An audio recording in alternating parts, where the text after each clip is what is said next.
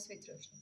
Basically आज मैं इस वीडियो में आपके साथ डिस्कस करने वाली हूँ कैट एंट्रेंस एग्जाम के बारे में, यानी कि कैट एंट्रेंस एग्जाम क्या होता है, उसकी एलिजिबिलिटीज क्या होती हैं, पर्पस क्या होता है कैट एंट्रेंस एग्जाम लेने का, सब्जेक्ट पैटर्न क्या होता है, मार्क्स कितने होते हैं। के अलावा भी बिना कैट एंट्रेंस एग्जाम दिए भी आप एमबीए कर सकते हैं। क्या कैट एंट्रेंस एग्जाम को क्लियर करना जरूरी होता है या फिर कैट एक कंपलसरी है एमबीए के लिए, पेपर पैटर्न क्या होता है कैट एंट्रेंस एग्जाम का, इन सभी बातों को हम इस वीडियो में डिस्कस करने वाले हैं। तो बिना अपने टाइम को वेस्ट किए चलिए हम अपने वीडियो को स्टार्ट करते हैं। तो सबसे पहले हम जान लेते हैं कि कैट का मीनिंग क्या होता है।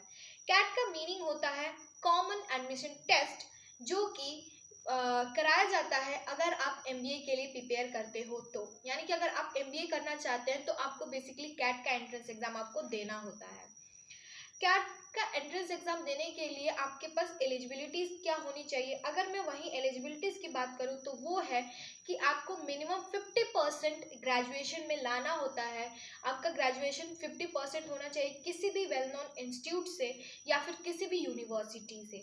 वहीं अगर मैं पर्पस की बात करूं कि क्यों हम कैट एंट्रेंस एग्जाम देते हैं, तो इसका मेन पर्पस होता है अगर आप मैनेजमेंट या फिर बिजनेस रिलेटेड कोई भी एडमिनिस्ट्रेशन का कोर्स करना चाहते हैं, फर्दर पीजी पढ़ना चाहते हैं, अगर आप स्पेशली एमबीए करना चाहते हैं आईएम से, तो आपको कैट का एंट्रेंस एग्जाम देना होता है। ये नेशनली इसका जो लेवल है वो नेशनल लेवल पे है, यानी कि नेशनल लेवल पे इसको लिया जाता है, कंडक्ट कराया जाता है, जो कि आईएम कराता है अगर आप आईएम्स में एडमिशन लेना चाहते हैं। अगर मैं वहीं सब्जेक्ट्स की बात करूँ तो जो कैट का सब्जेक्ट का पैटर्न होता है, यानी कि जो इसका सब्जेक्ट्स होता है, इसके जो टॉपिक्स होते हैं वो आपको जनरली बेसिक से पूछे जाते हैं। जब जब हम 9th 10th या फिर 7th 8th में रहते हैं, वो सारी चीज़ें आपको इसमें पूछी जाती हैं। वो उसमें ग्रेजुएशन से या फिर 10th और 11th और 12th से कोई भी क्वेश्चंस आपको इसमें नहीं पूछे जाते हैं।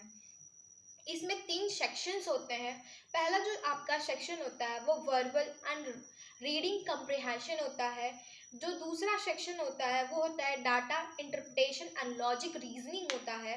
जो तीसरा हमारा सेक्शन होता है वो होता है क्वांटिटेटिव एबिलिटी। अगर वही मैं इन सारे सेक्शंस की मार्क्स की बात करूँ कि कितने मार्क्स का ईच सेक्शन से पूछा जाता है, तो वर्बल एंड रीडिंग कंप्रिहेंशन जो है वो 34 मार्क्स का पूछा जाता है। डाटा इंटरप्रिटेशन लॉजिक रीजनिंग जो होता है वो 34 मार्क्स का पूछा जाता है।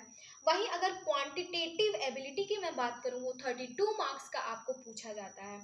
अगर आप एमबीए के कैट एंट्रेंस अगर आप कैट के अलावा एमबीए का प्रिपरेशन कर रहे हैं तो क्या कैट एंट्रेंस एग्जाम देना आपको कंपलसरी होता है, तो ऐसा कहीं भी लिखा नहीं गया है कि आप अगर एमबीए करना चाहते हैं तो आपको कैट का एंट्रेंस एग्जाम देना ही जरूरी ही है। ऐसा कुछ भी नहीं है। आप कैट के एंट्रेंस के एग्जाम के अलावा भी बहुत सारे ऐसे एग्जाम्स होते हैं जो एंट्रेंस एग्जाम जो कि अलग अलग यूनिवर्सिटी अपनी यूनिवर्सिटी या फिर कॉलेज लेवल पे कराती है, तो वो भी आप दे सकते हैं। अगर कैट का एंट्रेंस एग्जाम ना दे के आप मैट का, जी मैट का, एक्स मैट का अगर एग्जाम देते हैं तो भी आप एमबीए कर सकते हैं। जो कि बिना एंट्रेंस एग्जाम बहुत सारे ऐसे कॉलेजेस होते हैं जो कि बिना एंट्रेंस एग्जाम की यानी कि वो डायरेक्टली एडमिशन ले लेते हैं, तो आप इससे भी जा सकते हैं।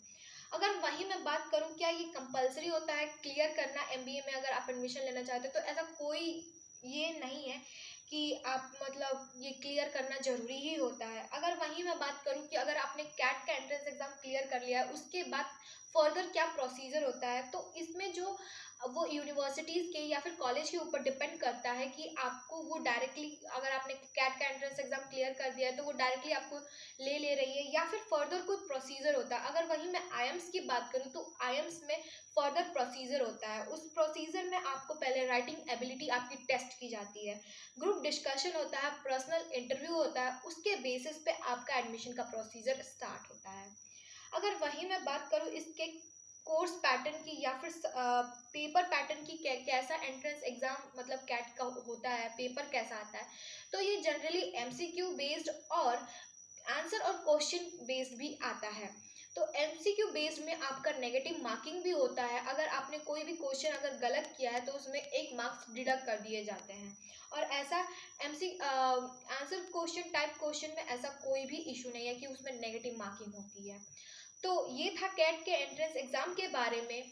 अगर आपको ये वीडियो अच्छी लगी हो तो मेरे वीडियो को लाइक कीजिए, मेरे चैनल को सब्सक्राइब कीजिए, हिट कीजिए बेल आइकन को ऑल पे, ताकि ऐसे ही नोटिफिकेशन और ऐसे ही अपडेट्स मिलती रहे। Thank you.